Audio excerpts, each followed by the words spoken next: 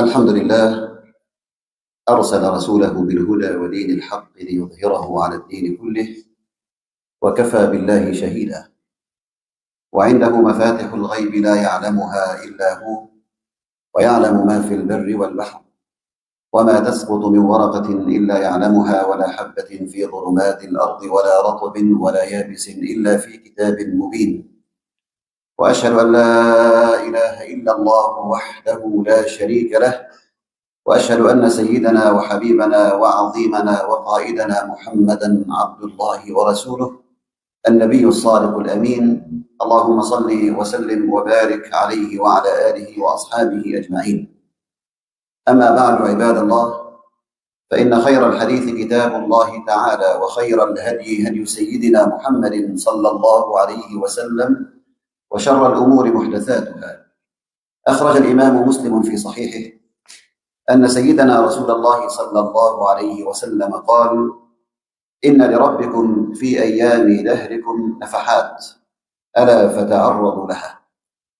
وإن من أعظم نفحات الله تعالى رمضان، لأنه شهر الصيام والقيام والقرآن، ولأنه شهر المواساة والرحمة، ولأن نبينا محمدًا صلى الله عليه وسلم قال: إذا كان أول ليلة من رمضان نظر الله إلى عباده، ومن نظر الله إليه فلا يعذبه أبدا. لذلك نحن نعيش هذه الأيام نفحات عظيمة من نفحات الله تعالى، وعلى كل إنسان أن يحرص أن يتلمس تلك النفحات، لعل وعسى أن ينال أعلى الدرجات، وأن يكون من أهل الكرامات والمكرمات، كما حثنا على ذلك سيد السادات سيدنا محمد صلى الله عليه وسلم. من المعلوم أنه في السنة الثانية من هجرة النبي الأكرم محمد صلى الله عليه وسلم، وفي الشهر الثاني وفي شهر شعبان في السنة الثانية من هجرته عليه الصلاة والسلام، نزلت فرضية الصيام على أمة النبي الأكرم محمد.